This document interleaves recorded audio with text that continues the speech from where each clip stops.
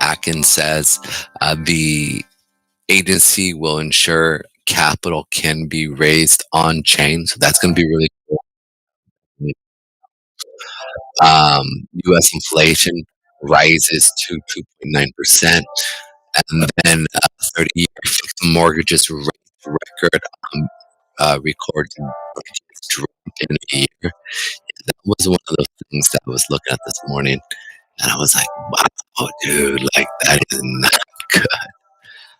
You can see here, it blew through my area right here. That is normally pretty consistent. So,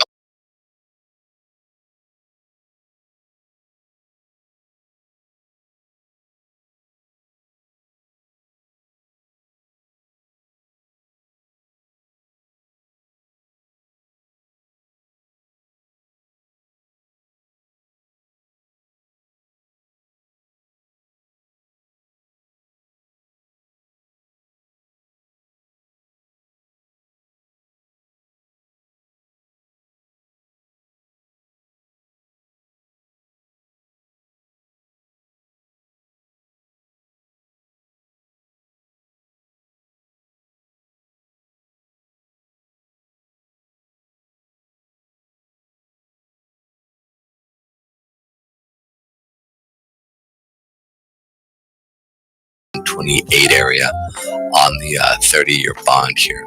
So that this is going to be a pretty big deal. Or excuse me, 20-year.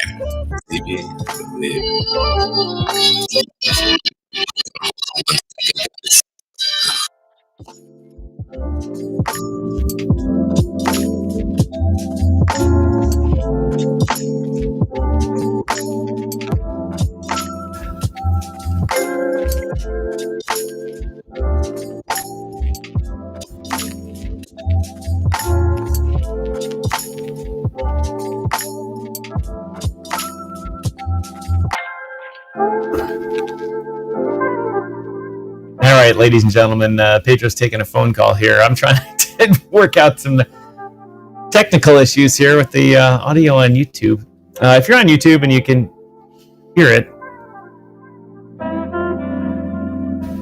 I think I managed to have solved it. Awesome, brother. I actually got to go and check something else out here real quick. I will be back. Okay. Can you hear me? What's that, Pedro? You got to run? Yeah, I'll be back in literally a minute. I just got to go check it. Or give me 10 minutes. So, okay. All right. All right. Sorry about that.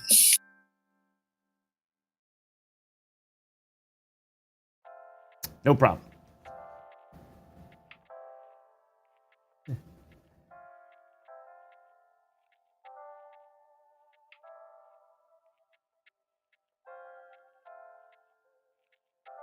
All right, ladies and germs.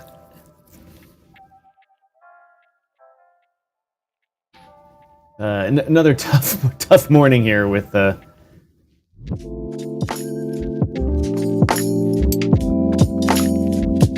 really don't know how I can hear myself here.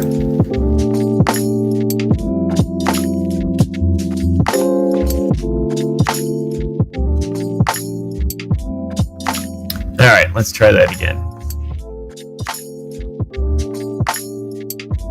Starting off the Jesus, if my voice is scrambled or echoey or anything like that, can you let me know? Literally have no idea what's going on with the sound today here. It's rather strange.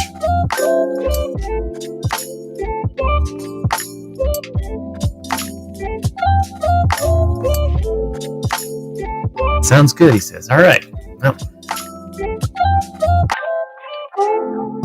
Well, good morning, good afternoon, good evening, everyone. Welcome to the second half of DYOR this morning. The first half, we communicated almost no information to you.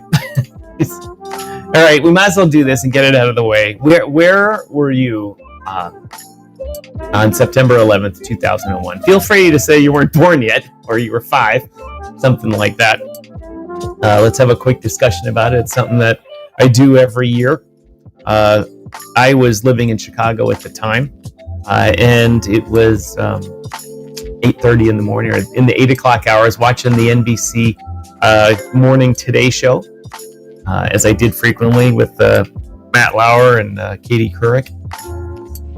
And they broke into what they were talking about to talk about that a small plane has crashed into the World Trade Center #1. And I was like, wow, that's odd. That's quite strange indeed. I have a unique experience in that I used to work in the World Trade Center. I worked in the World Trade Center for about 6 different years while I was on summer break in college. I did a co-op, took a year off from school, or a semester off from school, stayed in New York working. I lived in New Jersey and commuted into the city. And I worked in what was called 4 World Trade Center. 4 World Trade Center is was one of the little squat buildings, only 20 stories, next to 1 and 2 World Trade Center. 4, 5, and 6 were little squat buildings. 7 World Trade Center was a big one on the end. And I was home. And in fact, I had moved back. I was living in Santa Monica, California, and I took a job in Chicago back in the armored vehicle industry, which I was in previous to that. Went to California for an internet job in 2000. And then that didn't work out, so I was moving back to Chicago. And I had yet to start the new job. The new job was supposed to start the next week. Anyway, the plane flies in, and I'm like, wow, that's amazing. And they make not a big deal of it, a small plane. Then reports start trickling in that planes have been hijacked. And the report, Matt Lauer, and I was flipping back and forth to ABC at the time because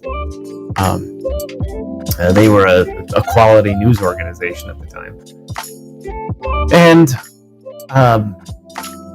And the second plane hit the 2 World Trade Centers.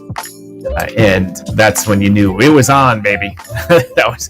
It was on, as they say. And I remember because I was in the apartment I lived in. I know this is a crazy story, but I was on the toilet. And from in my small apartment, the door opened outwise. It had a mirror on it to get yourself ready. And it was, if you put it at the right angle, you could see the TV while you're in the restroom. I know it's kind of a strange thing, but that's where I was when I realized it was a terrorist attack. And then, of course, it had my attention. They brought up President Bush and that whole thing, and then talked about the other flights that had been hijacked. The plane goes down in Pennsylvania. The other plane hits the Pentagon, and then World Trade Center 1 and 2 fall down in a most amazing display of hostilities and terror against the American nation in a long time, in quite a long time. And it was something. It was something. I still get the chills talking about it. I still get the that feeling of that sour stomach feeling of where I was at the time. I was fortunate enough to be old enough to recognize what was going on. Many of the people in the crypto industry now are not young enough and don't really understand it, much of the way that I didn't understand World War II. World War II was ended 23 years before I was born. And so I grew up just knowing the history of World War II, not the emotions of it. And it's very strange to talk to people. They're like, oh yeah, I was 5 or I was 2, or you're like, whoa.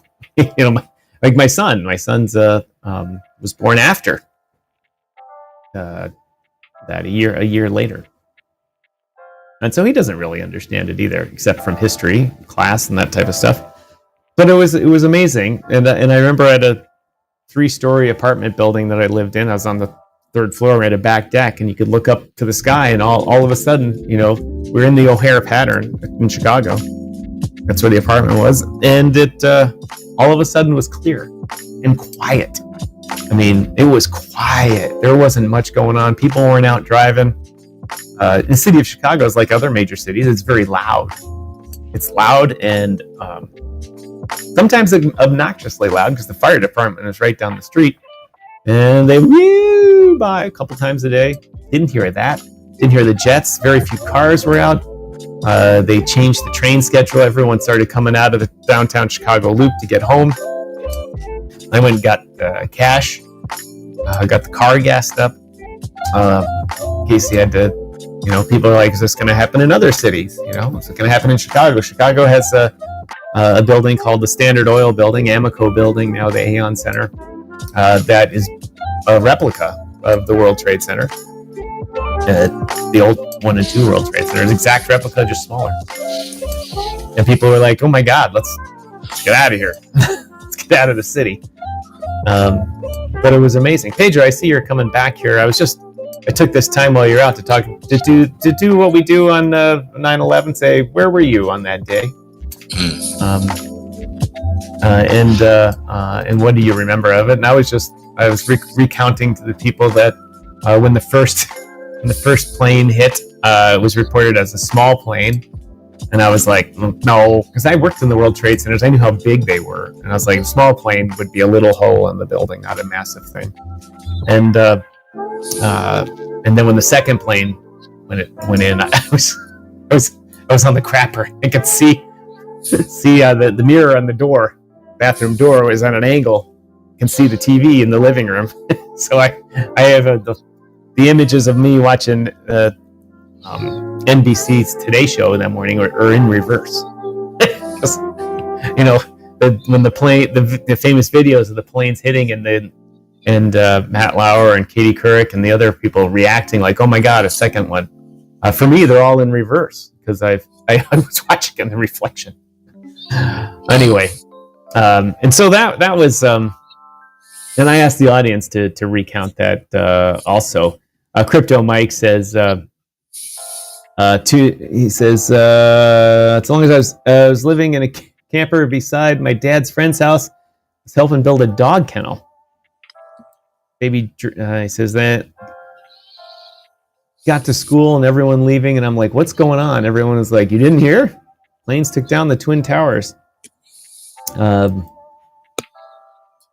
Tuned into the TV just when the second tower was reported being hit. Let's see. Baby Draco says, I was in high school when this happened. Went to say bye to my mom and saw her. That she had the TV on. I was like, hey, what movie is this? Yeah, you know what? A lot of people had that very similar reaction, that it was not, it could not seem realistic that something like that would happen. Yeah, it was very strange. And then let's see, how about the one that went down? You think it was shot down, or the crew really fight inside? No, they brought it down. The people flew it into the ground once the people in the plane overpowered the guys outside. That they can tell. They have the people on the phone calling. They could hear from what the pilots were saying, the black box was recording, and it was not shot down. Nothing was shot down that day. They flew it into the ground because the people in the plane learned what happened to the other planes and said, we're not going to let this happen. Just music now?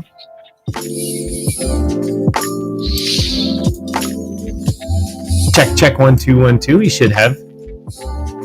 Oh, that was an old message. Sorry. You're good. Anyway, and also the other, there's lots of conspiracies about it, which I'm not going to address, but except for the one about 7 World Trade Center. That was a really large building that fell down. I think it fell down the next day or something like that, or much later in the day. And so people are like, oh, they planted explosives to blow it up. What people don't understand is that whole World Trade Center complex, there were 7 buildings on it, 2 talls, 3 squats, and 7 World Trade Center was taller. It was actually one large building. And the World Trade Center footprint, in which they, in the early 70s dug out, is the size of downtown Chicago. I mean, it's all downtown Chicago loop will fit in the World Trade Center footprint. And they built one building that goes 10 stories down to the train tunnels. Is 10 stories or 15 stories of parking. And then where it's ground level, that's where they extended up for the towers 1 and 2, and buildings 3, 4, and 5, and 6 and 7. And so when those buildings came down and undermined the underground structure. And it was just a matter of time before 7 World Trade Center fell down. I actually was visiting. Many people don't remember that that whole complex was bombed in 1993. And I was actually visiting the week before that happened. I was working working in Cincinnati, and I went to New York for a business meeting. And I went to on break. I had extra time. I went to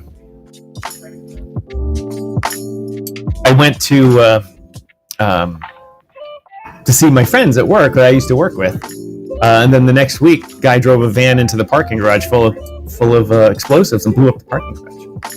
And it was really funny because it's not funny. It was really strange because they blew up where the federal government stored all their armored Cadillacs there for their New York offices, which were based in the World Trade Center. And the company I was working for in Cincinnati is a company that made all those vehicles. And the orders, I was working at the company when they came in, they said, we got to replace all those vehicles. Very strange. It was very strange. Anyway, that was my story of it. Pedro, where I know you've told me the story, but where were you? Yeah, I was going to school. Woke up in the morning, saw the news, and I had a test regarding it was a college. I think I was remediate, so it was 2003, right? 2002. Yeah, it was 2001. I'm sorry. Yeah, 2001. And I just remember getting up in the morning, taking a shower, and I had to get to school. And I was trying to do some studying. And TV, I turned the TV on, and they were talking about the towers falling. And I was just like, wow, that's crazy. And then I got to school and everything was shut down. It was locked down. Nobody was there. And I remember I had a teacher at the time. And I came in, he was my English teacher. And this was years ago. And this was my first introduction to like conspiracy theory stuff. And he sat there and I said, are we having school? He goes, no, they shut down the school. There's no classes today. And I was just like, all right. And then I thought, man, all those people died. Like, oh my goodness. And he goes, you want to know who did it? And I looked at him, I said, what do you mean? Like, what do you mean who did it? And so he literally pulled out his computer, typed in 9/11, and it had, for whatever reason, he changed something on his PC, and it showed the Jewish sign, the Jewish star, and something else. And I sat there and I was like, wait, what? Are you saying Jewish people did it? He goes, I'm not saying it. And he was Muslim. And I just remember just being like, dude, you're crazy, dog. Like, you're nuts. Like, I don't know. And literally, and I liked the guy. He was a nice guy, good guy, and still a good guy. Like, he still looks back at that. Like, I always kind of secretly like shoot him emails going, you remember you were crazy one time? And but that's how I remember it. It's kind of crazy. Hello? Am I talking to myself? Looks like I'm talking to myself. Already? I'm here, Pedro. Oh. Sorry, I had there's weird shit going on here too. Just yeah, it's all good. It's been one of them days. Yeah, one of them days. You know what, Pedro? I look forward to the day when we get a good sponsor and we can have a studio somewhere or something like that, where I can go to work and I don't work from home. I just don't want to work from home anymore. I don't want to do it. I want to have a studio where the shit's all the same, where you're not... Nobody talks to you all day except your coworkers.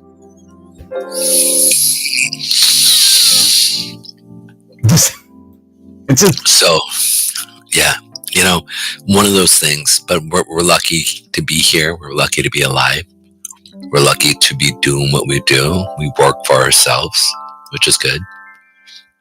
There's a lot of blessings in this. Not to say that there isn't frustrations, right? But it's a blessing. And speaking of being alive, like what happened yesterday and everything that correlated there was, man.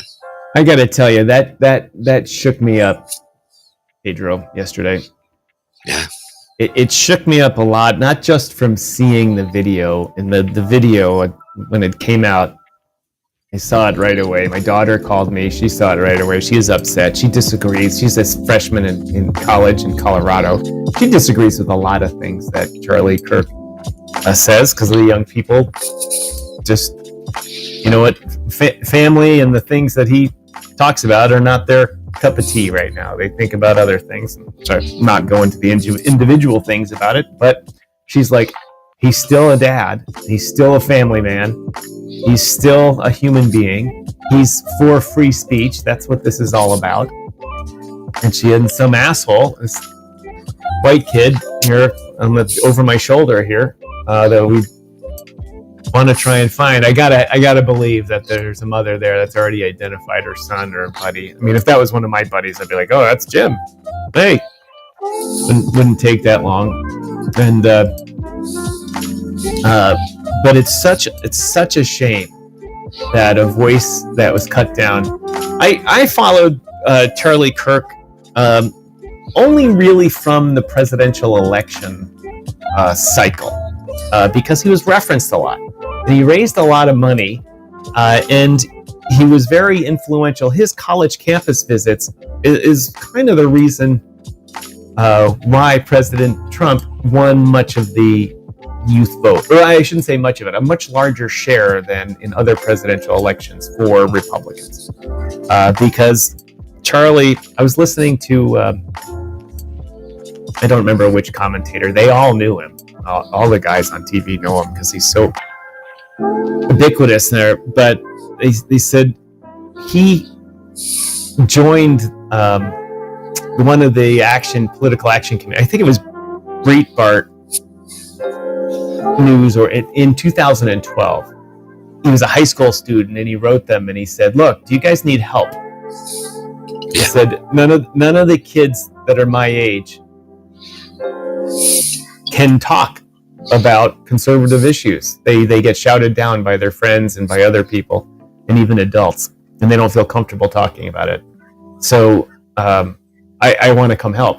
He never went to college. He started helping right away, and he said I can go to college anytime. He said, but this has to happen now. This has to happen now. He said one of the greatest things that he did, he was talking to, I can't remember the commentator's name, but he was on stage with them before they went on. And he said, and he's a much older guy. He said to Charlie, he said, did you ever believe that all these people would be here for you, would be influenced for you? And Charlie turned and said to him, he said, look, don't be so dramatic. He said, all I did was give people a safe space to talk about their feelings, their opinions, their political things, their religious opinions, their opinions on family. Because he said at most college campuses, you can't voice your opinions. You're shouted down by people, even the faculty. He said, so by having these events where they can come together and people can stand amongst each other and feel comfortable with and know that there are other people that think like them. He said, after all, after this last election, you can tell it was the majority feeling. But you couldn't voice it on campuses. And he said, so that's what I started doing my campus tours. And I gave people that safe space to do it. And there are people that don't like free speech. They don't. And I won't just point to one political party or another. I mean, some prominent Democrats were assassinated in Minnesota earlier this year, and state legislator and her husband. Another one was attacked, and they lived through it. You remember Gabby Giffords was the Democratic representative from Arizona, and she was shot by another whack job. Yeah. And it crosses the political spectrum, unfortunately. I want to put this up because he stood for one thing alone. I mean, he stood for a lot of things, but it was all centered on one thing. Like everything, family values. He believed in pro-life. He believed in the sanctity of marriage between a man and a woman. He believed in free speech. He believed in gun rights. He believed in the structure of the Western thought process. And all of those things that he talks about stemmed from the Judeo-Christian value thought. And the center and the core of that is that Jesus came as the God-man and died for humankind to bring them close to God so that they could become in union with God. And that the God-man, Jesus, died on a cross, and by grace alone, through faith alone, you are saved, not by works that any man may boast. And Charlie Kirk preached this every single time he would go through and have those school meetings. This thought process wasn't just him debating, but in hopes that he may win souls to Christ so that it could propel the value system that every man is created equal and that every man comes with dignity and value, apart from what they believe, apart from what they see and how they see the world. They are innately given value because they're made in the image of God. And he talked about this vehemently, which wasn't ever pushed out in the public. We didn't see that. All we heard was the sidebars of him. And so I say this because yesterday I went live on my personal Facebook page. And I said, the biggest issue with our society today is that Christian men are not standing up and taking the gospel in a caring, loving, gentle, but truthful way. And the key word is the hesed of God, the loving kindness of God. And this is where I think the Almighty stepped in and said, Charlie's great, but I need him home because I need people. I need the church to stand up. I need the Christian men to stand up and be loving, caring, and kind and go out and reach. And he can only do one, but imagine if you had 1 million men, 500,000 men, 300,000 men who started going out to the colleges and just started caring for kids, started being father figures to inner city kids. And I preach this from our platform all the time because you know what I do, like Tom knows.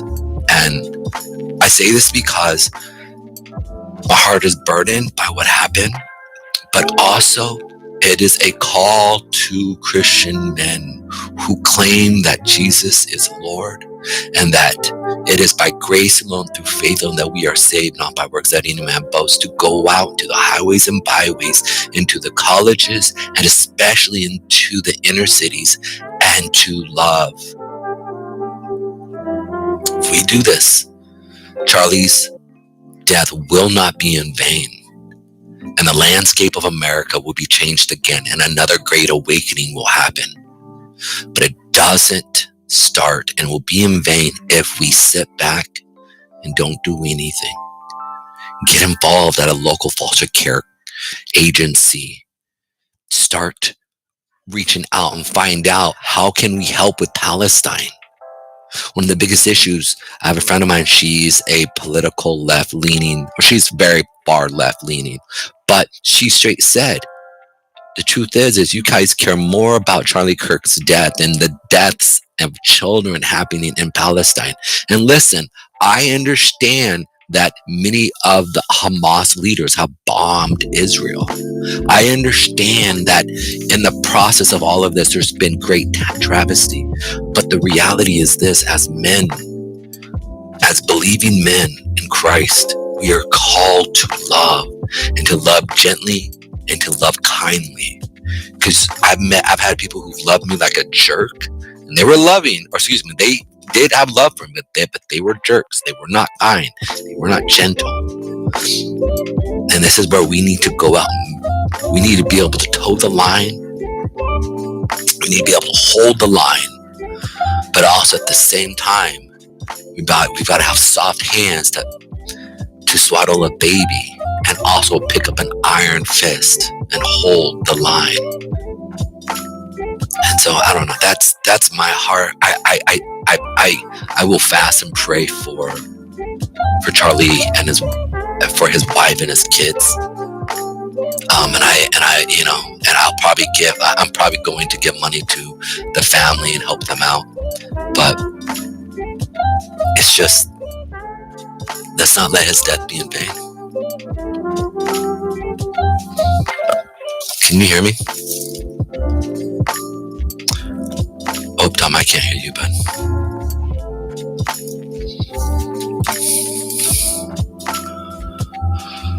Can you guys hear Tom? Sorry, my battery is dying. Oh, it's okay. It's all right.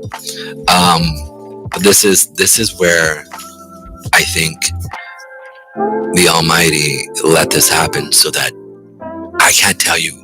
I've had probably about 15 different people reach out to me after my message that I posted on my Facebook page. A lot of young guys, and they shared it with their kids who are going to college or at work, right? And they were moved. And I said, let this not just move you emotionally, but let this move you to action, to truly start to reach out to people and to love them, to not just be concerned. And I'm not opposed to marriage. I'm not opposed to getting money. Facebook removed your post?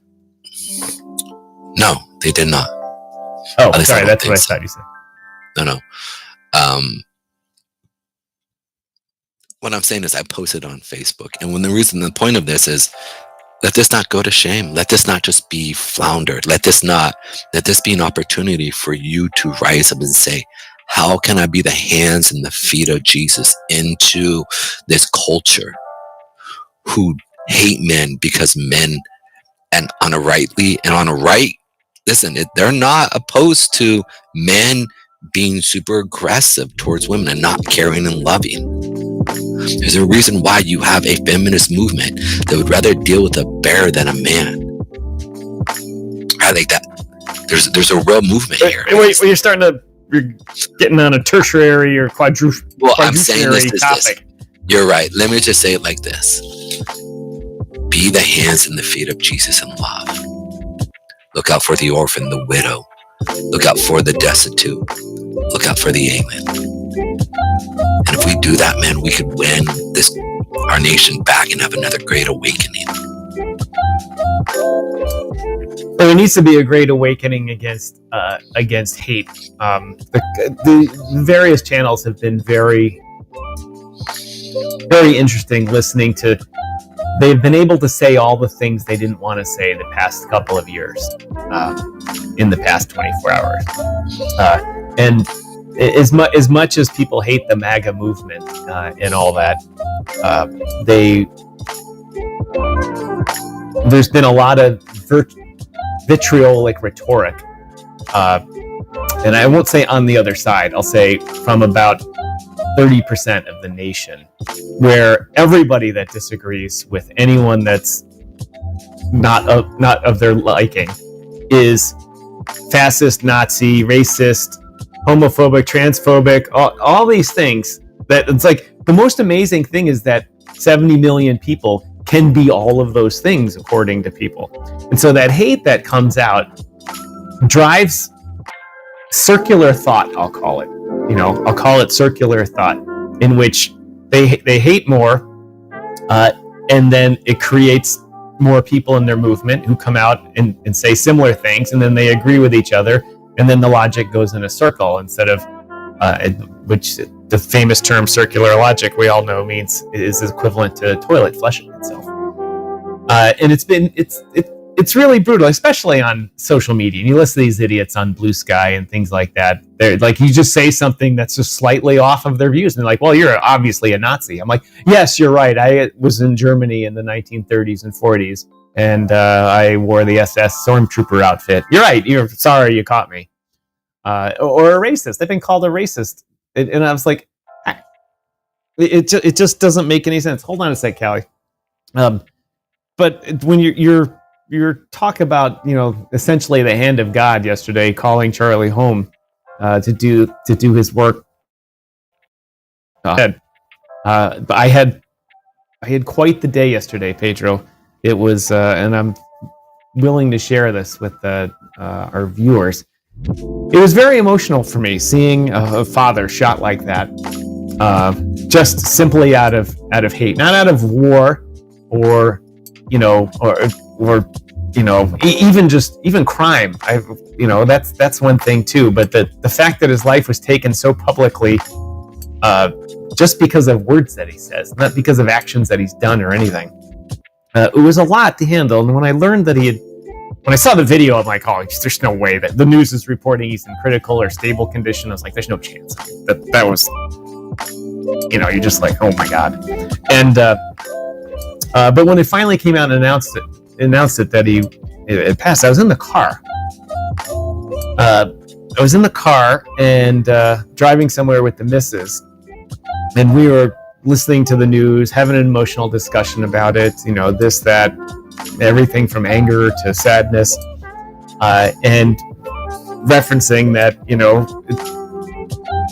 every day, make sure your emotional fitness is such so that if you don't go home to your family, there's nothing left unsaid. And as I'm saying that, construction comes up on the highway that I'm on. And it's one of those ones that all of a sudden just kind of comes to a stop, and there's nobody behind you, and you're the last one at the tail of construction, and you're not comfortable with that. You're like, that's where you see the YouTube videos of big accidents. And I look in the mirror and I see a pickup truck that's really small in the mirror, growing really quickly in the mirror. You're on mute. And time slowed down for me. And all I could see was this pickup truck coming at me, full blast highway speed, and I'm stopped.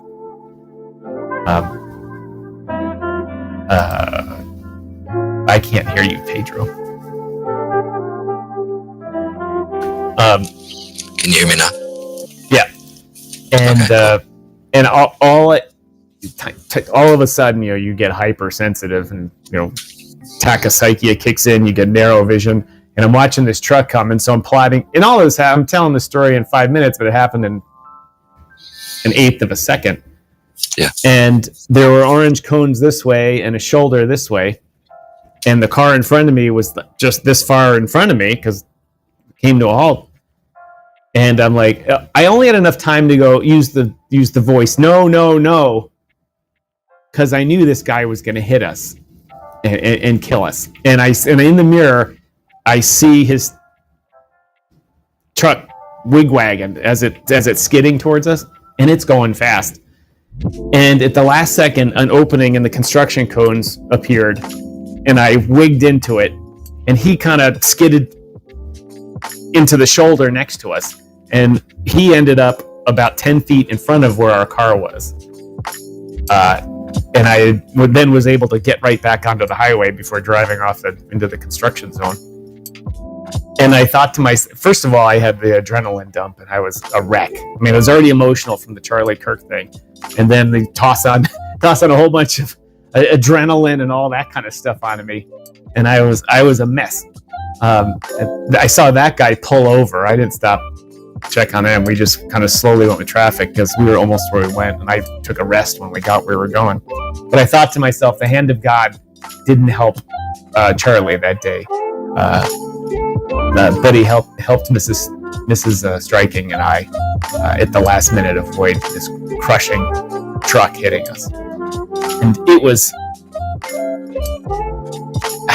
it was quite the day that it took me, Mrs. Striking said, boy, when we get home, you need to have a nice stiff drink. And I was like, no, I don't need to have anything like that. I just need to sit down and relax in the chair and watch the news and take it all in and chill and get a good night's sleep. That's what I did last night. But I'm a Catholic. I'm one of the few Catholics that have taken the time to go to Israel. I had to go for work, but I made a big trip of it. And I went to the West Bank. I went to Gaza. I went to Bethlehem, to Tel Aviv, Jerusalem, the whole thing. And that also changed me. And what Charlie Kirks said is he said that when he went to Israel, it made a big difference. He assumed growing up that the Jews didn't really like the Christians, and there was kind of not a great relationship. But as soon as he went to Israel, he realized that they celebrated the Christians because, as one of his Jewish friends said, "You're our big safety army of people that have gone astray from the flock, but you help keep us all safe because there's a billion Christians in the world, or however many, and not many Jews, and you've kept us safe, and so you're our friends. We both believe in the Bible, because at least certain parts of the Bible, but Charlie said that changed my opinion. They celebrated us over there. And he said it changed the way I think about Christianity and religion and all that. And obviously, we all know he was very serious about it. I myself am a Catholic, but I call myself now the Christmas and Easter Catholic because, if I can make it to Mass on Easter and Christmas, it's I was like, wow, did good this year, and for a while I lived next to my church and I would go periodically because it was a lot, like churches, it's a social thing too. But now I don't live near one, and actually I take that back. I can see one of the most grandest Catholic churches right out here, the Basilica in Ottawa, and I never go to it.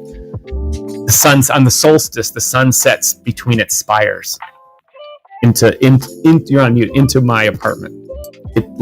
It's the most amazing thing. Just like Stonehenge, boop, right down that to it. That is so cool. That is so beautiful. Yeah, I posted pictures of Twitter on it. You can look at my Twitter account. You can find them on the date of the solstice.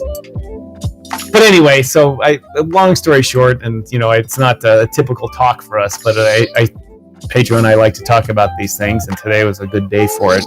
Is that make sure all of you out there. Make sure you understand that any day could be your last, and don't leave people in your life hanging with undiscussed emotions, feelings you have, or things you need to tell them or hear from them. Make sure every day you're good with that. You're good with your family. You're good with your close friends. And if there are instances in your life where you're like, I'm not cool with my brother, or I'm not cool, Dad and I got it. Make amends.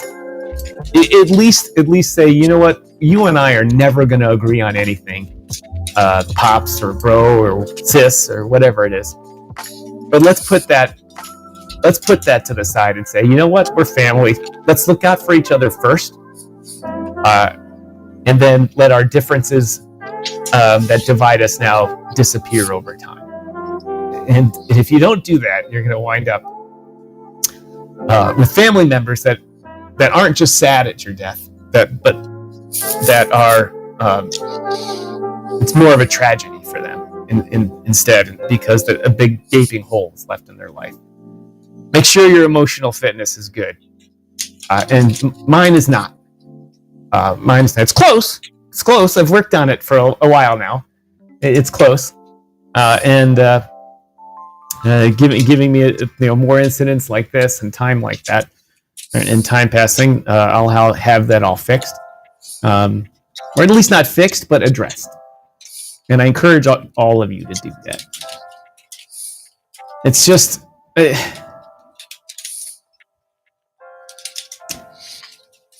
But now, I guess the second part of the discussion is, Pedro, what scares you from this? Not all people are nice, and not all people can stand up here like you and I and give a nice speech and say, hey, let's get, do the Lord's work or get your family shit together. a lot of people are going to be pissed, and probably more violence is going to happen as a result. And I don't want to see that happen at all. I want to see Charlie's life celebrated, and people emboldened to take up his cause. Even if I didn't agree with everything Charlie said. A bunch of it was like, yeah, he might have been 31, but a couple of the shit in his head was he's still 18 years old. You know, I'm much older than him, so I can see things differently. Of course, he was wise and a wicked debater. Holy shit, I would never want to run up against someone like him in a debate. I mean, if there's someone that was an expert on what they did, you do the same thing every day for 10 years. You know, you go argue with people for 10 years. You get to be really good at that shit. There's nothing someone can bring up that's new, and he's got answers for them. And so I want people to take up his cause in getting the word and what they believe out. It doesn't have to be exactly what he wanted. But I know people very close to me that are like, some of the things he says are just crazy, and I'm like, I know it, but that's the point. That's the point. You get to say what you want in this country. It's what my father marched across. My grandfather marched across Europe to defend that. Yes. Pedro served in the military to defend that. People have served for that. And there's a reason why. Our founding fathers have died for that. There have been individuals that have literally sat there and said, look, it beats the alternative. Where thank you, 76 Norton. I appreciate that. There's this other part behind me that I want to bring up, and I think it's so important. I think you're going to have two primary views, and this is the part that I think it's really important. And I'm seeing this on my feed where they talk about that his voice was silenced, but they have woken up the silence. And I think to myself, I do really believe that there are moments in time in history that the Almighty sets where, like, most people don't realize that Christianity almost died in the infancy of its stage, whereas the disciples and the first 500 followers kind of stuck in Jerusalem, and they were kind of like a holy huddle in church history. And it's important that it was out of the persecution of the church that you saw it expand into Judea and into the rest of the world, or Samaria and Judea and then the rest of the world. And this is where you saw, and in Christianity, and most people who are fundamentalists typically really go to their knees and they ask God for direction, right? That we believe in a higher power who's full of love and in gentleness and kindness. And so in that same sense, I really do think that there's going to be a real movement of heartfelt love that's going to come out to the broken, to the people who are confused, and where, you know, the real issue where this stems from is a broken home or people who are broken and hurt, right? This is where this mindset had been birthed out of, because the hand that should have been gentle was more hard and clenched. And out of this, we can see a hand that comes out and be gentle and kind. And I think that's where the full mindset is going to get to. It may be a little bit of violence, but the vast majority that I'm seeing on my feed and other people's feeds as I keep looking for it is we need to love, because a physical form of going out does not honor Charlie's life, and also it does not honor us. So I think that's where I think we're going to see. I think Christians are going to step up and start to love on a tangible sense, not just focusing inwardly and in their little safety unit, because they realize they're not safe anymore. And the only way to come out of this is really through love and embracing the broken. Pedro, you need to go to Israel. You're a student of history and Christianity and stuff. And one of the things that I learned, and what you said about the first 500 of them in Jerusalem, Jerusalem's about the size of where you live, your little street that goes around that you walked around doing this.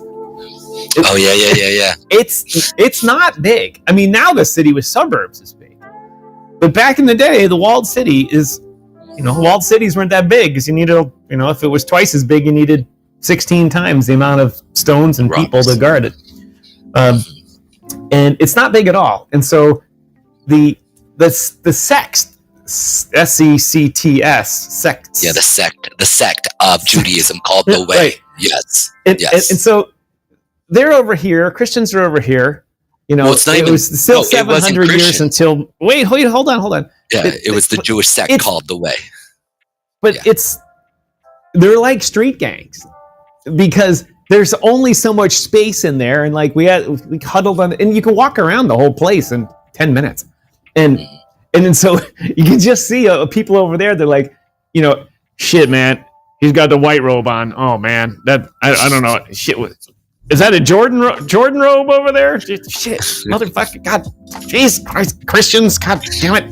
What's he got? He's wearing black. He's got little curly things on his hair. Oh man, you better be strapped over there, man. You put your ass up on a cross. And so it's a very small place in all of this history that, you know, there's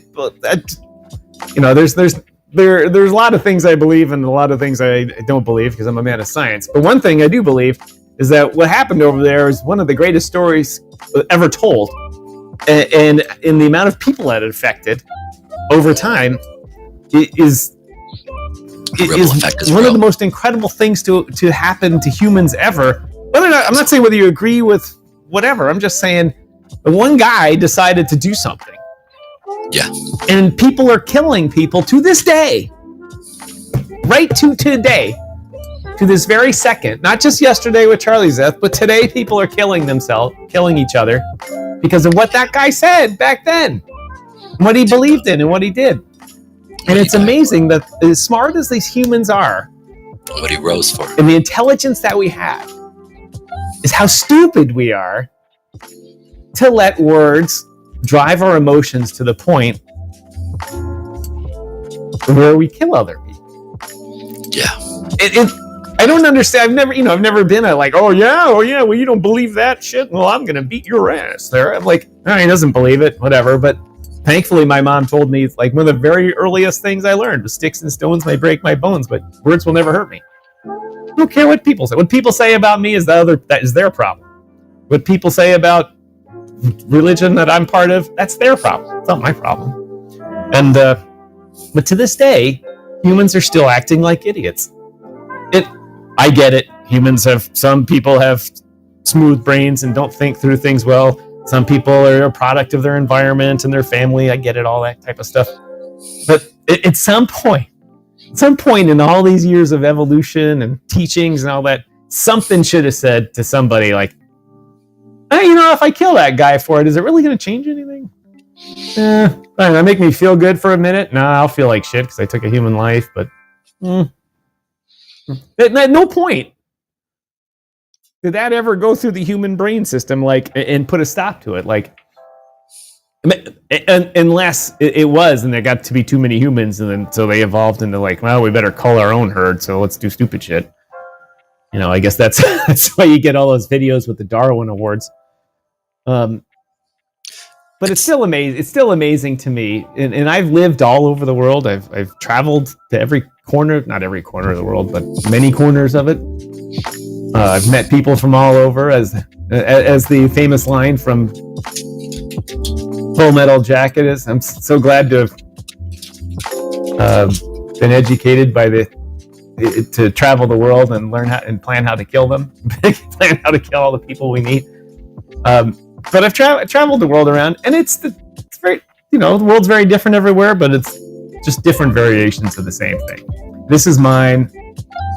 You're a foreigner. You're different. You got to play by our rules or get out, or get out in the first place, or you're welcome, but shut your mouth. And that's how it is in most of the world. And it's not like that here, so I'm not used to that. In the U.S., I'm used to say whatever you want. You go to other countries and they're like, don't say whatever you want. Bad plan.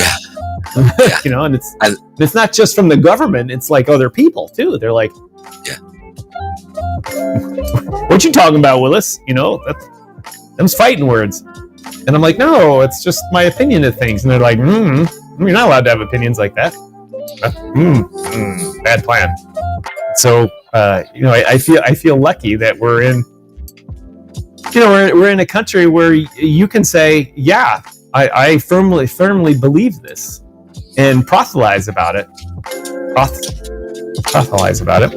And I can say, tell everyone about it. Yeah. And I can say, and other people can say, well, I like strapping a box to my head and chanting something. It's like, sorry, you Orthodox Jews, you guys crack me up. Some of my good friends are. You guys crack me up. Oh yeah. But here's the thing. I joke. I joke. I mean, they're the oldest religion that's still walking the planet here, but they crack me up. Like legit shout out. Legit shout out. And the guys, the guys with the hats in Brooklyn that all jump up and down at the weddings and stuff. You guys are the best. I sat next to one of those guys on an airplane ride once, and like that, we had a great talk. I guess Pedro has disappeared here. And I there he's back.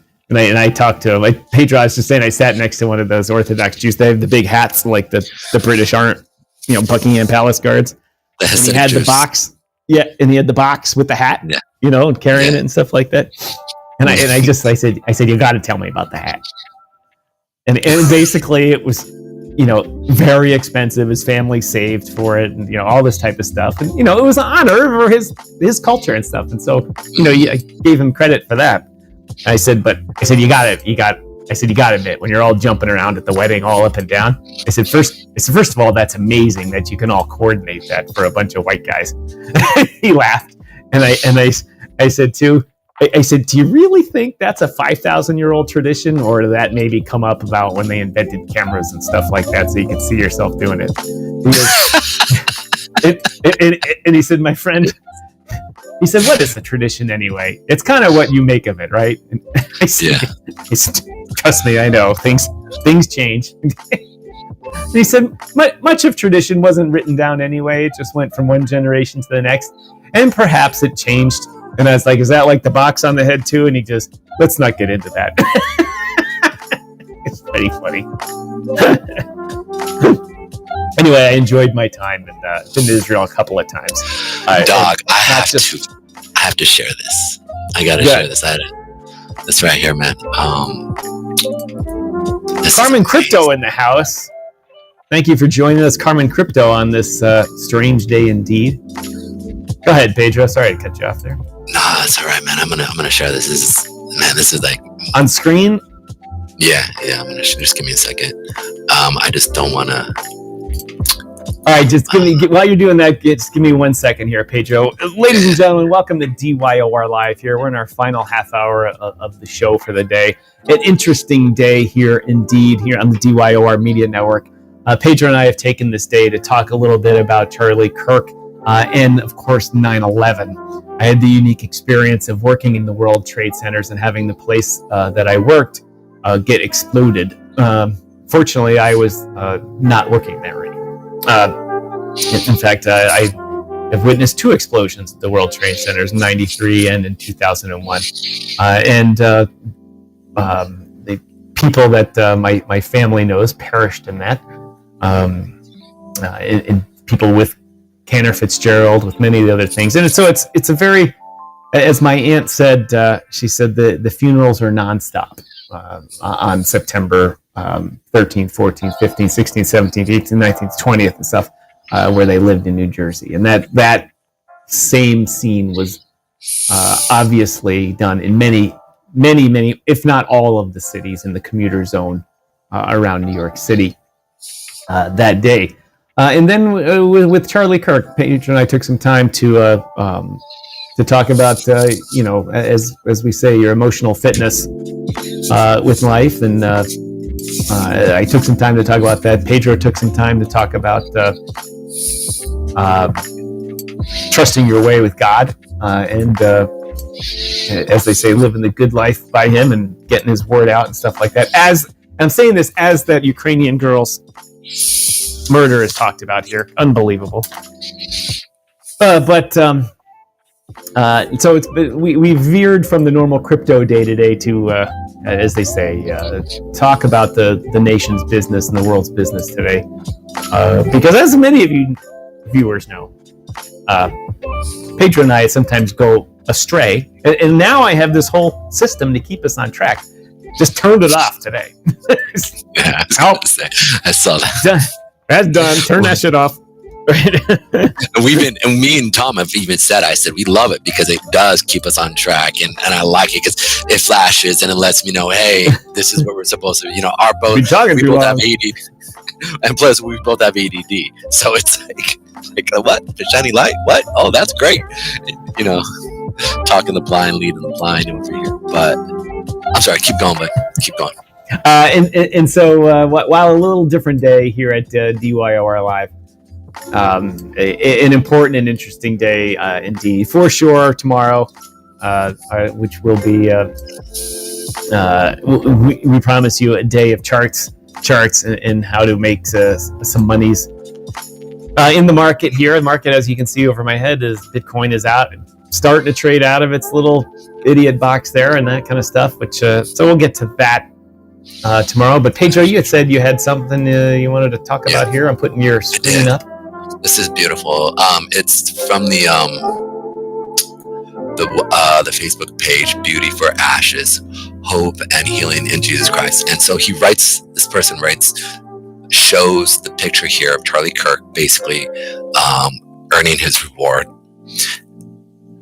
And in it, you see him like handing back, the baton to, to the individual. And I sit there because it moves me in this aspect of this is the quintessential aspect of what Christianity is about, right? Is to be the prophet, to be the one who preaches, righteousness in a dark world. And then any time that there is a period in time, that this is what's supposed to happen. After one leader dies, another one rises. And from there we see, a push. And I want to read it because it was actually really inspiring. I seen what happened yesterday through spiritual eyes. For we wrestle not against flesh and blood, but against principalities, against powers, against the rulers of the darkness of this world, against the spiritual wickedness in high places, speaking about like demons and things. If you believe in that, I do. The devil tries to assassinate the truth. Tried to assassinate the truth yesterday. The devil tried to assassinate the truth more than 2,000 years ago, but the grave couldn't hold him. Speaking about Jesus, his name is Jesus Christ, and he is the way and the truth and the life. Because Jesus lives, you can't kill a Christian. You can only change their address. The martyrdom hero, and I love it. You only change the address, right? And they only separate your spirit from your flesh for only so long until Jesus comes and the dead in Christ will rise first to me, right?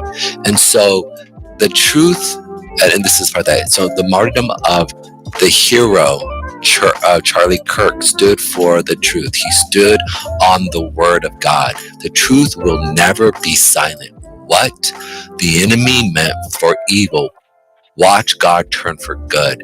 You intended to harm me, but God intended it for good, to accomplish what is now being done, the saving of many lives. Genesis 50:20. Jesus answered, I am the way, the truth, and the life, and no one comes to the Father except through me. John 14:6. Lord, raise up a generation of youth, Jesus-loving, God-fearing Americans by the millions to continue the work of Charlie Kirk. The gospel will go forth in the name of Jesus. Pick up the baton. We have a race to win. In his name, in his amazing love, beauty for ashes, hope and healing in Jesus Christ. Now, all that to say is this. The primary point that Charlie Kirk would hit was this. Like, I am If Charlie only knew how many places now were out there talking about what he talked about, like all of the things that we saw, the polarizing statements, right? Those were just ancillary to his primary point, which is Jesus. That's where the main point here is. And so it's beautiful to sit there and see this moment of Charlie Kirk passing off the battalion. What's it called? Baton. Baton. There you go. I'm messing that word up. Baton. Passing the baton off to the next generation. And I really do think that we're going to see love. I think we're going to see a ton of love. Just how many times have you guys seen me call the future? I hate to use this word. I hate to use this. Right? But how many times have you seen me call like forward events happening? We're talking 2, 3, 4 years out in event, or 2, 3 years out in advance. Right? And now we're seeing it from the job reports, the jobs, to crypto, to the market, Bitcoin being up here, coming down to here, right? Essentially, you called the Hamas invasion of Israel too. Just don't recall that 2 or 3 days before it. You're like, I feel that something big's happening. A news event is coming that will change the world. It was only 3 days later, or something, or a week, or something like that. It was that weekend. It was that Friday, Thursday or Friday. Yeah. And the reason why I say this is because it's a really important thing to understand. Is that I'm telling you, Christian men who've been marginalized, who've been looked at, laughed at. Listen, you have not been set aside for just because you weren't worth nothing, or because you weren't. No, this was set aside for a time and a period, for this moment, for you to stand up and to rise up, to seek the Father's face, get on your knees and say, what is my purpose in life? And then go take that baton and run and see what the Father would have you do in love and in gentleness and kindness, understanding the gospel of Jesus. That here today is what's going to move forward and what we're going to see happen. And there's going to be a catapult, like a springboard. And instead of one man going from campus to campus, we're going to see hundreds of men, and then thousands of men will rise up and become saved, and it will change the atmosphere. It will change the atmosphere of this nation. And a new mindset will be birthed out of this, of love, gentleness, and kindness, of looking out for the marginalized. Mark my words. I think you may be a little overly optimistic, because all these boys, they still need a job. They need Charlie Kirk created a very unique situation in which he raised millions, if not hundreds of millions of dollars for political and Christian organizations. Yes. Of which is almost not able to be duplicated. Pedro, I'm going to take redirect us for a second. The Capitol Police, Fox News is reporting here, the Capitol Police are surrounding the Democratic National Headquarters in Washington, D.C. Apparently, they're, like I was just talking about the bad things happening, violence. Apparently, there is a threat against the Democratic National Headquarters in Washington, D.C. now as a result of all this. And I got to tell you, the right has no shortage of wackos. There's no shortage of them. And, I got... What did one guy call me? He called me some weird, like, mythology name or something like that. He's like, well, you're an unbeliever, so you shouldn't even be in this United States. I'm like, what the fuck are you talking about? And he's like, well, this is a nation only for Christians because the judge said so. And I was like, it's like, no. And he's like, well, you're some devil type person or something like that. And I was like, and he said something to the effect of, you will be struck down someday. And I'm like, I'm a white Catholic here. I'm like, I'm good, and I'm not out there like Charlie Kirk. I'm talking about Bitcoin and crypto and stuff, trying to feed the family and stuff. But anyway, that thing's starting to happen already here.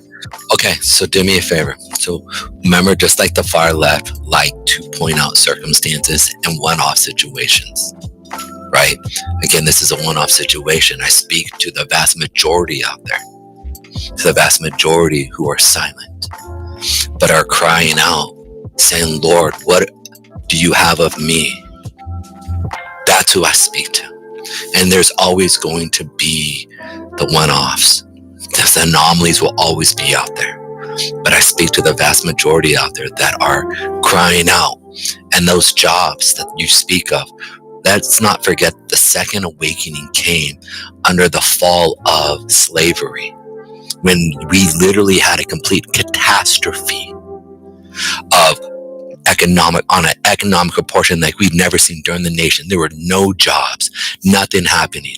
And yet the great awakening, that men actually got together and prayed and sought God's guidance and how to love the slave and bring them into our society and get them up and running. Let us not forget that happened up in the Northeast. I was going to say that didn't happen in the South. But it bled through to the South, and it bled through, and we saw another jump in economic boom and things of that nature. And we can go into those things down the road. But I'm saying it like this. You don't need money to have an act of God. You just need men on their knees praying, asking God, what do I need to do? It's that simple. Well, Pedro, hopefully it is that simple. Hopefully it is, and that brings a lot of peace to the world, because it certainly needs it.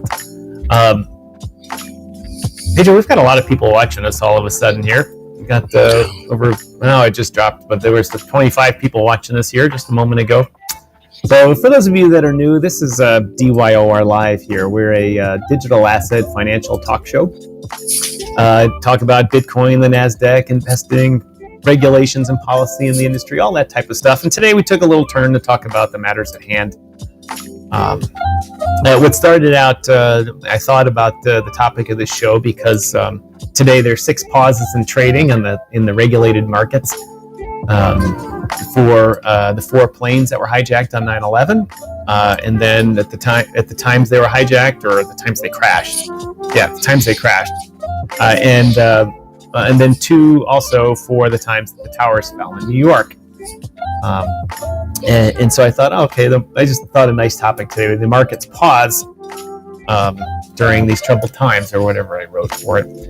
And so I decided, Pedro and I started the show that way, and then just kicked off into a longer discussion about what needs to happen to right the ship here. And of course, we talk about the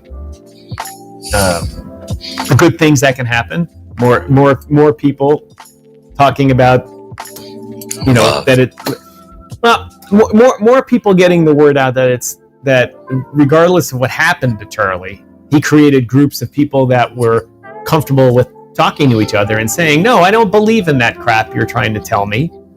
I believe in what I believe. And what you're telling me, I don't feel is right, but that's you can do it. Yeah. And when they're trying to force that message on Charlie's group of people, conservatives, young conservatives, they basically got bullied into believing that things that they didn't inherently believe. And that's not right. That's not what our colleges and universities are for. Our colleges and universities are there to educate people in the sciences, in mathematics, and and that type of stuff. And the fact that he was trying to write the social train wreck that was encompassing our universities. And it wasn't like that when I went to Purdue in the middle of Indiana in the 1980s. All we concentrated on was Budweiser beer and football team, and Reagan visited our campus. It was great, and we're like, I was like, saw the motorcade, the helicopters. Ronald Reagan was there. It was great. And so I never had that experience with it. But by creating that safe space, they took his life. But one would think, well, I better shut up too. All the conservative announcers yesterday were like, they're getting texts from their kids like, I don't want you on the air anymore. You got to no more public appearances, that type of stuff. But every one of them said, this will not stop me. I'll double down my efforts make sure that free speech remains what we can do, that everybody has a safe space to say what they believe. And just saying, I don't agree with you, even if I say, I think what's going on in your head is messed up and you need help, that doesn't in turn make that person say, okay, now I can do violence upon you. You just go, okay, you don't agree with me. So what? See ya. Bye. Have a nice day. Instead, we have a whole group of, a very large group of people who have grown up now and that have learned that disagreement means going and beat the crap out of people, canceling them, ruining their life, killing them, and that type of stuff. And that's not going to lead to anything good, because those people don't unlearn that. They grow old and they still have that in their head. Like many times I look at a political candidate and I say, how did they win? There's just nobody that agrees with them. And then there's this massive group of people that grew up in universities in the 70s and early in 60s who have that anti-government stuff programmed into their head in the 60s and early 70s, and it never left their head. And they still vote that way.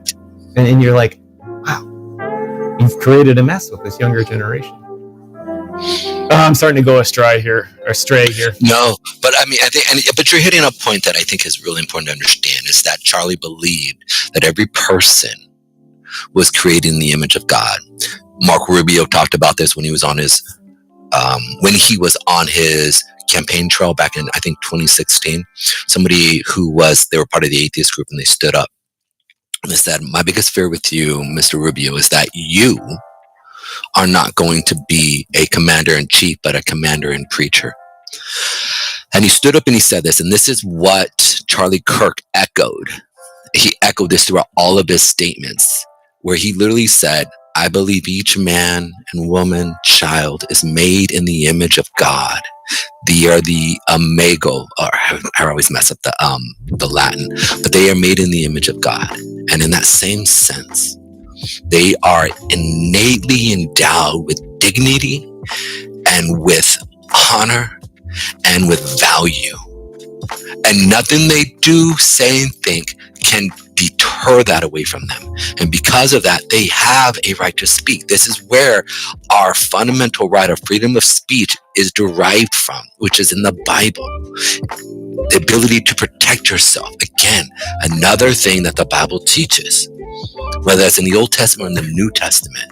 And so I say this because he had a good point where it's like, each person should not shrink away from sharing their values, but we need to have an open ear to hear each other, because you and I are both made in the image of God, which is what he preached. And I think you're hitting that point. That's where you're really getting at.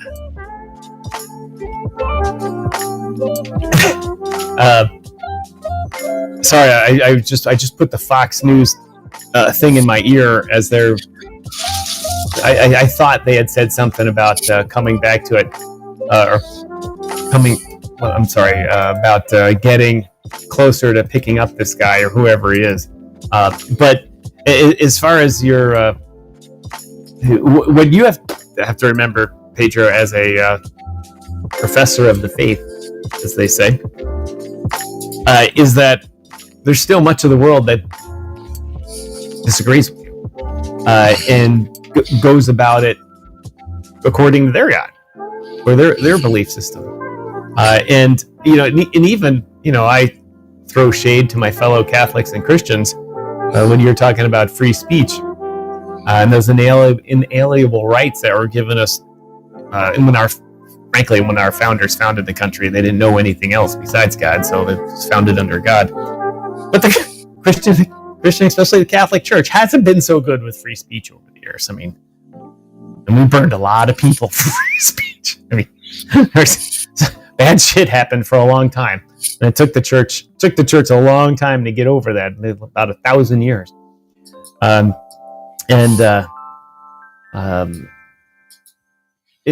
so to, I don't know, what I was trying to link this to what Tim Kaine said, the senator from Virginia. Is it Virginia or West Virginia, wherever he's from? When he on the Senate floor, he said that, to think that our rights come from God and are given to us at birth rather than from a government and from laws is ridiculous, because that's what Iran does. Iran believes, your rights come from God, and he tried to link people that, basically believe that our rights are inherent, that we have them, we're not given them, and they can't be taken away. And I thought he misspoke. I thought he just used the wrong word, and so he's like, he was going to correct himself. It's like, I'm sorry, I meant that our rights are inherent.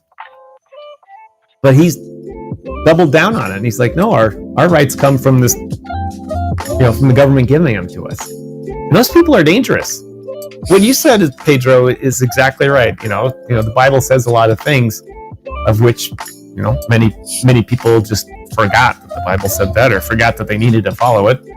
But one of those is the right to do what you want to do, and to be left alone to do what you want to do. I don't, except for 1200, 1300. You are speaking of free will. You're speaking of free will, and the idea of that, God has given us free will, and based off whether you're an Arminianist or a Calvinist, right, and how you perceive it, or if you're a mixture of both, and how you parse out whether we're a 5. Whether you're a tulip or there's 7 when it comes to Calvinists, right? How you want to play that, or if you're an Arminianist and how you want to deter God's will and how that's all played out. My main thing here is this, and again, I speak to the vast majority of men out there who are kind of being, what do I do with my life? I speak to the young kid who knows he's called for something and a purpose. And I speak to the young man who is called, he knows he's called to a purpose for something, but he doesn't know. And I say, take this opportunity to get on your knees, ask Papa, what would you have of me for my life? And how can I make a better influence on today's society? How do I show his love, his hands, his feet to the hurting, to the broken, to the destitute, to the alien, to the widow, to the orphan? Ask. And if you are an orphan, ask Papa to become your father. Jesus himself referred to God as Papa, as Daddy. Our Father, the term Father is actually Daddy, Abba, our Abba, right? And in that same sense, which is Jewish for Daddy, ask him, or Papa, and say, what would you have of me? Again, I can't sit there and talk about what they've talked about with a lot of the other pundits, because the reality is this: there's a vast majority of men out there that are almost kind of lost and don't know, what do I do? And I would speak to them to say, and take this moment in time and say, get on your knees, cross your hands together and ask for direction. And in doing that, you will be given. He will direct you. It may not be all of a sudden, but keep doing it. He will direct you. Because here's the thing. We could see seismic change in the atmosphere, in moral ideology based off of their movement. Because we know one thing, woke people don't want to have babies, and so they're dying off. 2, one thing I know what God's going to most likely tell you is, cut their dicks off. He's going to say, most likely, I'm going to bring a woman to you, but you need to, 1, focus on me. 2, be about my business while I be about your business. Because remember, the first thing that God ever told mankind was what? Go out and have babies, and go out and take dominion. Those 2 things, and he'll bring you that, but you got to focus on him. So I said, every one of you young men out there who don't know, who like learning about the market, who like learning about trading, I'm there for you. But my heart for you is this: is get on your knees, ask, look to the skies and say, Lord, what would you have of me? Here am I, send me. I'm a man of unclean lips and unclean eyes, for the majority of the sin of our generation is porn. So I say this to you: call out, say, here am I, and let him send you. Well, go ahead, Tom. I forgive me for that. Sorry, I was on RedTube. But that is my heart for the people who do watch us. We do have a lot of young men who watch us, so Shout out to all y'all. Much love. In fact, we have, I would say, mostly young men that watch us, right? 99%. Yes. Crypto, the crypto demographics are still mostly men, which is not exactly true. There's lots of women in it, but they seem to be more practical and don't waste time at work watching us. They get to work, more practical, get the job done, this type of stuff. Anyway, Pedro, I am going to need to wrap this up here, running late. And as I say, I've got things to do. Well, before we go, can we? I want to pray for this moment right now for the people that are attacking the Democrat headquarters. It was a false bomb threat. All right. Okay. Can we just pray here real quick before we leave? It'll be like maybe 30 seconds just for safety for everybody. Is that fair? You, Pedro. Thank you. Let me turn the music up. Father God, I just thank you. Papa, I thank you. I thank you for this time. It is trouble. It is trouble. It is heartache from what's happening with the wars around the world, from Palestine all the way into Kiev and many other places that are not talked about, Lord. Down in Africa, down in South America, the cartels and the abuse that are happening to the children down in South America, Lord. It's all over, Lord. And I ask, Lord, that you would raise up a generation of loving men, Christian men who love you, who will serve you, and that you would bring protection through their hands, that they would be the line in the sand, that they would be the hand that holds the baby and swaddles with kind arms, and at the same time hold the line in the sand, saying, this will not happen, Lord. I pray, Lord, that you'd raise up a generation like Charlie Kirks, where he was one. From there are thousands, if not hundreds of thousands of men who rise up to love, to preach, and to push the good word of your word, Lord, in love and in gentleness and in kindness, in the hesed of God. I thank you, Lord, that you bring protection over our country, bring protection over every single individual, and whether they're left or right, whether they are libertarians or whatever view that they have, that we would become sober-minded and honor one another and see each other as your image bearer and to hear each other out. I thank you, Lord, for hearing my cry, and I ask, Lord, that you would just bring protection on all of us, everybody in this nation and around our globe, Lord.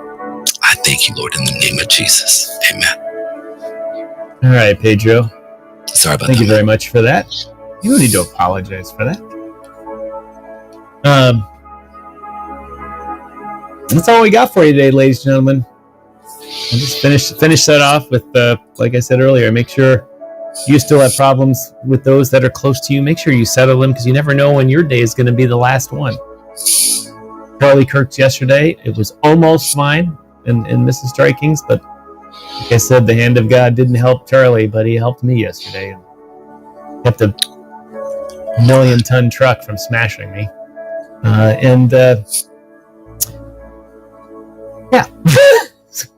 Yeah, how about that you're here, right? I'm glad you're here, man. I'm glad you're here. Let's see, what do we got here for the rest of the show here? I went through none of my notes today here, so we got a lot to talk about tomorrow. Yeah, as always, ladies and gentlemen, we're a daily talk show here, DYOR Live here on the DYOR Media Network. Let these troubled times pass you by. Remember them. Try to correct them. Go about your life in a way that does not spur others to kill you. And for those that you see that are troubled, reach out to them and see if you can get them to see the light there, ladies and gentlemen. So normally I go out with the credits today and all that, but today I'm just putting this picture up. So let me put it up for your YouTubers also here. See if I've got it. Yeah. Ladies and gentlemen, have a great day here. Let me turn that off here. Thanks for joining us, everybody, today. A day of remembrance for the family of Charlie Kirk and all those that have died around the world for whatever reasons, from those of vengeance or revenge to those natural causes or at war, and to those that lost relatives on 9/11. We respect you and all of the time that you've spent trying to right that ship, and of course to the families of everyone that we went out trying to make things right. We took a lot of lives in that war on terror, and those left a lot of families behind too. So, as they say, a day of remembrance today. Ladies and gentlemen, thanks for joining in today. I really appreciate it. We'll be here tomorrow at 12:05 on, I don't even know what tomorrow is. Friday? Friday. Yeah. We'll see you then. See you guys. Many blessings.